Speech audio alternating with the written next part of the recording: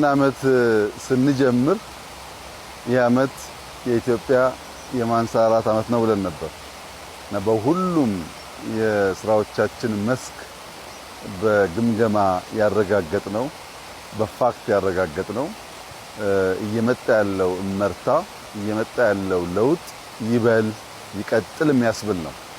ኢትዮጵያ የምትነሳበት ዘመን የሚጣለው መሰረት በሁሉም መስክ ነው። በእርሻ ስንዴ፣ ቡና እንደምንለው፣ በማይኒንግ ወርቅ እንደምንለው፣ በኢንዱስትሪ ኢትዮጵያ ታምርት እንደምንለው፣ በቱሪዝም በጣም በርካታ ስራዎች እንደተሰሩት እንዲሁም በቴክኖሎጂው በተለይ የሞባይል ባንኪንግ አሁን በቅርቡ የተመረቀው የመሶብ የአንድ ማዕከል አገልግሎት ከዛ ቀደም የተመረቀው የኳሊቲ ኢንፍራስትራክቸር አብዛኛው የተቋም ግንባታ ስራችን ተሰናስሎ ተደምሮ ሲታይ የኢትዮጵያን ማንሰራራት እውን የሆነ ያየነው እንደመጣን ያመለክታል። አሁን ያለነው የቦሌ ቡልቡላ ፓርክ ነው። እዚህ ቦታ ከጥቂት ወራት በፊት በጣም ጥቂት ወራት በፊት ይሄ መንገድ አልነበረም። ከዚህ ኮንዶሚኒየም ፊት ለፊት የነበረው ቦታ ፓርኪንግ፣ መኪና ማከማቻ፣ ቆሻሻ መጣያ እውነት ለመናገር ለውድድር የማይመች ቦታ ነበር።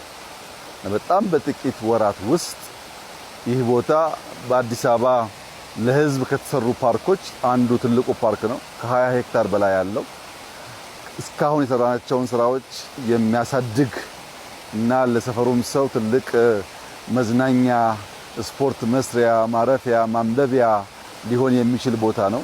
ስራው ግን እዚህ ብቻ አይደለም። ከቦሌ አደባባይ ጀምሮ እስከ ጎሮ አዳማ ኤክስፕሬስ መውጫ ያለው መንገድ ድረስ የተያያዘ ነው። በዚህ መሃል በመቶ ሺህ የሚቆጠሩ ችግኞች ተተክለዋል።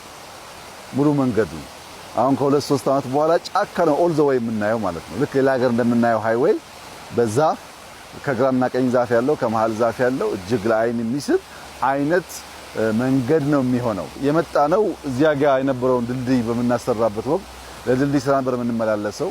ከዚያ ነው እንግዲህ ሐሳብና ስራ የመጣው። ይሄ ስራ እንዲሳካ የቦሌ ክፍለ ከተማ አመራሮች፣ የዚህ አካባቢ ነዋሪዎች የሰጡት ዋጋና የከፈሉት ነገር እጅግ ከፍተኛ ነው።